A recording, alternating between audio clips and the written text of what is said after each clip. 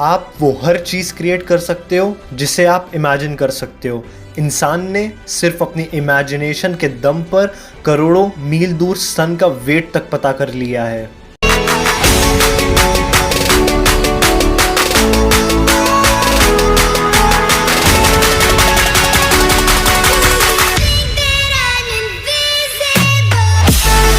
Hello friends, आज के इस वीडियो में हम बात करेंगे थिंक एंड ग्रो रिच के चैप्टर 5 इमेजिनेशन के बारे में।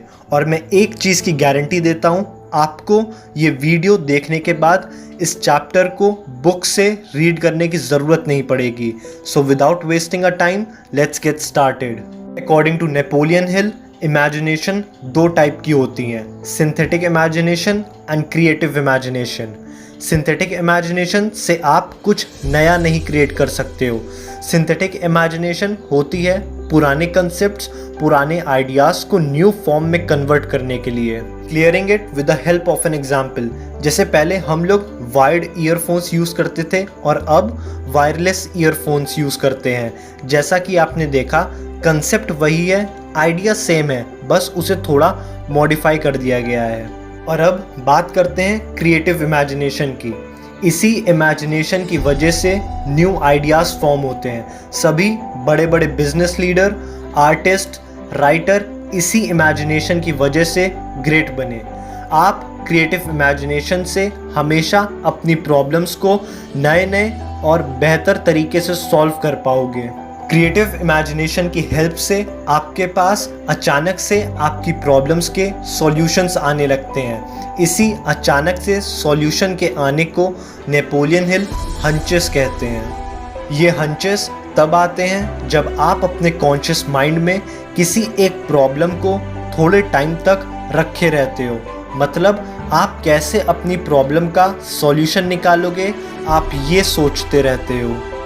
एट द एंड आपको आपका सबकॉन्शियस माइंड हंचेस के फॉर्म में उसका सॉल्यूशन दे देता है। ये सॉल्यूशन मिलने का प्रोसेस उतनी तेज़ होता जाएगा जितनी स्ट्रॉन्ग आपकी सॉल्यूशन पाने की डिज़ायर होगी। अभी तक मैंने आपको एक ब्रीफ आइडिया दिया कि आपके पास आपकी प्रॉब्लम के इंस्टेंट सॉल्यूशन आते कैसे हैं।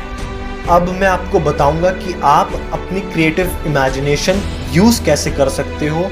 आप अपनी क्रिएटिव इमेजिनेशन के थ्रू क्रिएटिव आइडियाज़ कैसे जनरेट कर सकते हो। सिंपल वर्ड्स में, आपको जो पर्पस सॉल्व करना है, आपको जो प्रॉब्लम सॉल्व करनी है, उसमें आप अपनी डिज़ायर मिक्स करो। मैं डिज़ायर पर ऑलरेडी एक पूरा सेपरेट वीडियो बना चुका हूँ। Tap on the I button to watch it. So अभी के लिए आप ये जानिए, जो आपकी डिज़ायर है, जो आपकी इच्छा है, उसे एक पेपर पर ऐसे लिखिए जैसे वो ऑलरेडी कंप्लीट हो गई है। यही सबसे बड़ा और पहला स्टेप होता है अपने थॉट्स को रियलिटी में कन्वर्ट करने का। तो आपके पास जिस चीज़ को लेके बर्निंग डिज़ायर है, आपने वो पर्पस फिक्स कर लिया और फिर आपके पास जो भी रिसोर्सेज हैं, आप उसे उस पर्पस को कंप्लीट करने में प्रॉपर प्लानिंग के साथ लगा दीजिए। आपको सबसे पहली चीज़ तो एक्शन लेना स्टार्ट कर देना होगा। जब आप सोचोगे कि कैसे इस पर्पस को और क्रिएटिव और स्मार्ट तरीके से किया जा सकता है, तब आपका सबकॉन्शियस माइंड आपको हंचेस के फॉर्म में सॉल्यूशन देना स्टार्ट कर देगा। हंचेस आने में टाइम भी लग सकता है। ये डिपेंड करता है कि आपकी इमेजिनेटिव फैकल्टी कितनी डेवलप्ड है। पर अगर हंचेस आने में ज़्यादा टाइम लगे तो आप हार ना मानिएगा, बल्कि परसिस्टेंस के साथ लगे रहिएगा। इस तरह से आपकी इमेजिनेटिव फैकल्टी और फास्ट और भी ज़्यादा स्ट्रॉन्ग होती जाएगी। मैं ये सब आपको एक शॉर्ट स्टोरी से एक्सप्लेन करता हूँ और उसके बाद पूरे वीडियो की क्विक समरी दूंगा, जिससे आप कुछ भी भूलो ना। डॉक्टर गनसेलस अपना खुद का एक कॉलेज खोलना चाहते थे, जहाँ पर he wanted that students must learn by doing. अपना कॉलेज खोलने के लिए उनको $1 मिलियन की ज़रूरत थी। उनकी ये डिज़ायर इतनी स्ट्रॉन्ग थी कि वो हर समय बस यही सोचते रहते थे कि उनके पास इतना बड़ा अमाउंट कैसे आएगा। वो सिर्फ 2 साल तक सोचते रहे विदाउट टेकिंग एनी एक्शन, पर अचानक एक दिन उन्हें एक आइडिया आया। उन्होंने एक पब्लिक स्पीच देने को डिसाइड किया, जिसमें उन्होंने अपना पर्पस एक्सप्लेन किया और उन्हें ये बिलीव था कि कोई तो उनको $1 मिलियन का अमाउंट देने को एग्री कर जाएगा और एंड में ऐसा ही हुआ। अब मैं आपको पूरे वीडियो की क्विक समरी देता हूँ। सबसे पहले हमने इमेजिनेशन की पावर जानी, फिर हमने टाइप्स ऑफ इमेजिनेशन जाने, synthetic imagination and creative imagination. Synthetic imagination में ओल्ड आइडियाज़ को मॉडिफाई करना, क्रिएटिव इमेजिनेशन में क्रिएटिव आइडियाज़ अपने सबकॉन्शियस माइंड से जनरेट करना। फिर हमने जाना कि क्रिएटिव इमेजिनेशन यूज़ कैसे करें।